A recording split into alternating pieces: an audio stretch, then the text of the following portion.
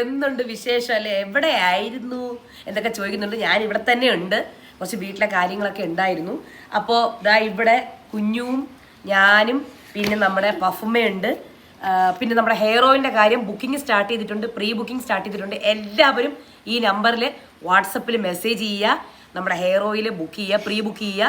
നമ്മളിപ്പം എണ്ണയൊക്കെ ഉണ്ടാക്കാനുള്ള പുറപ്പാടിലാണ്, ഒരുക്കത്തിലാണ്. അതിൻ്റെ ഇടയിൽ കൂടെ കുറേ ദിവസമായി എനിക്ക് ഒരിടത്തും പോകാൻ പറ്റിയില്ല കേട്ടോ. വീട്ടിൽ നിന്ന് പുറത്ത് വല്ലപ്പോഴും ഞാൻ ഇറങ്ങും, ലുലുവിലൊക്കെ പോയിട്ട് വരും, അല്ലാതെ ഒന്നും ചെയ്യാൻ പറ്റിയിട്ടില്ല.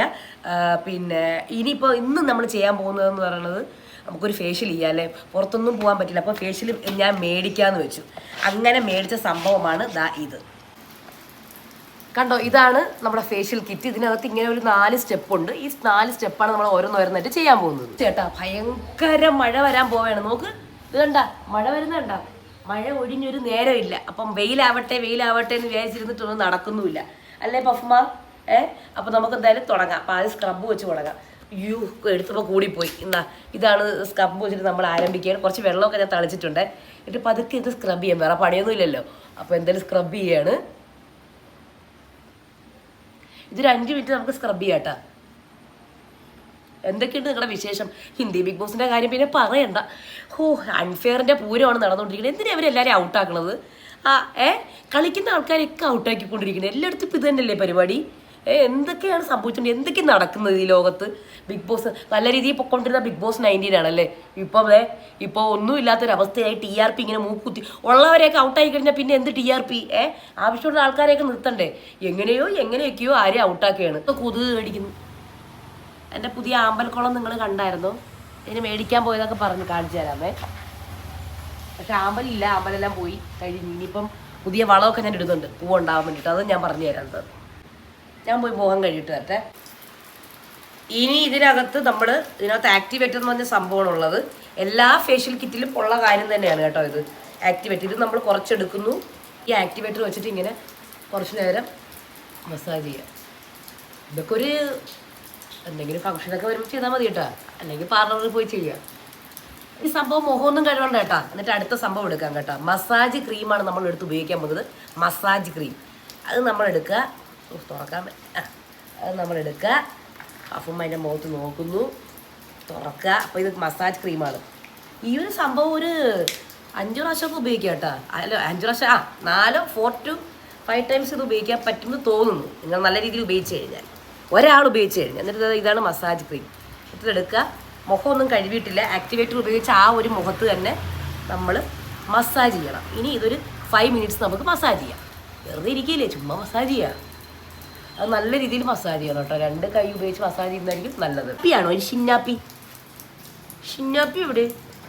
ജാട നാറുന്നു. അതായത് ഹിന്ദു നാറ്റം പിടിച്ച സാധനം കൊണ്ട് പോസ്ത്രീ എന്നാണ് പറയുന്നത്, മനസ്സിലായ? ആ മുഖം കണ്ടില്ലേ നിങ്ങൾ? മുഖം നോക്ക്, ആ ജാട മുഖം. എന്തൊക്കെയോ വാരി തേക്കുന്നത് ഞാൻ കണ്ടില്ലേ. നാച്ചുറൽ ബ്യൂട്ടി പഫുമ. 10-15 മിനിറ്റ് നേരം മസാജ് ചെയ്യണം കേട്ടോ. ഞാൻ പഫുവിനെ ഇങ്ങനെ നോക്കിയത് എവിടെയാണത്. 10-15 മിനിറ്റ് നേരം മസാജ് ചെയ്യണം. എന്നാലേ ഇത് നല്ല എഫക്റ്റ് ഉണ്ടാവുള്ളൂ കേട്ടോ. ഇങ്ങനെ മസാജ് ചെയ്തുകൊണ്ടേയിരിക്കണം. എന്നിട്ട് നമുക്കിത് കഴുകി കളഞ്ഞിട്ട് നമുക്ക് ഫൈനലായിട്ട് മാസ്ക് ഇടാം. മസാജ് ചെയ്ത് കഴിഞ്ഞപ്പോൾ കണ്ട കൈ ഇത് ഇങ്ങനെ ഇരിക്കും, ഓയിലി ആയിട്ട് ഇങ്ങനെ ഇരിക്കും. ഇതാണ്ട ഇങ്ങനെ നല്ല രീതിയിൽ നമുക്ക് നല്ല മസാജ് കൊടുക്കാം. ഇങ്ങനെ പുറത്തൊക്കെ ഇരുന്ന് ഇങ്ങനെ മസാജ് ചെയ്ത് കൊടുക്കുക. വെറുതെ ഇരിക്കുമ്പോഴൊക്കെ ഇങ്ങനെ ഈ ക്രീം ഇട്ടിട്ടല്ല, ഈ ഫേഷ്യൽ ചെയ്യുമ്പോഴേ ഈ ക്രീമിൻ്റെ ഇങ്ങനെ മസാജ് ചെയ്ത് കൊടുക്കുക. ഇങ്ങനെ റൗണ്ടായിട്ടൊക്കെ ഇങ്ങനെ മസാജ് ചെയ്ത് ഇങ്ങനെ കൊടുക്കാം. ഓക്കെ, അപ്പോൾ നമുക്കിനി ഇത് മുഖമൊക്കെ കഴുകിയിട്ട് ഞാൻ വരാം. അപ്പോൾ ഇനി ഇതിൻ്റെ ലാസ്റ്റ് സ്റ്റെപ്പ് എന്ന് പറയുന്നത് ഈ ഒരു മാസ്കും കൂടെ ഇടണം കേട്ടോ. ഈ മാസ്ക് ഇട്ട് കഴിഞ്ഞ് ഈ മാസ്ക് മുഖത്തും കഴുത്തിലും നമ്മുടെ ചെവിയിലും ഒക്കെ അപ്ലൈ ചെയ്യണേ. നീറ്റലൊന്നും ഉണ്ടാവത്തില്ല, എനിക്ക് നീറ്റലൊന്നും ഉണ്ടായില്ല. പക്ഷേ ചിലവർക്ക് നീറ്റലുണ്ടാവുകയാണെങ്കിൽ ഇടണ്ട. അപ്പോൾ മാസ്ക് ഇട്ട് ഇത് ഡ്രൈ ആവുന്നത് വരെ ഒന്ന് വെയിറ്റ് ചെയ്യുക. ഒരു 10-15 മിനിറ്റ് എടുക്കും. അത് കഴിഞ്ഞ് നമുക്ക് നല്ല ശുദ്ധമായ വെള്ളത്തിൽ അങ്ങ് കഴുകണം. നന്നായിട്ട് ഡ്രൈ ആയിട്ടുണ്ട്. അപ്പോൾ നമുക്കിനി മുഖം കഴുകാം. വാ.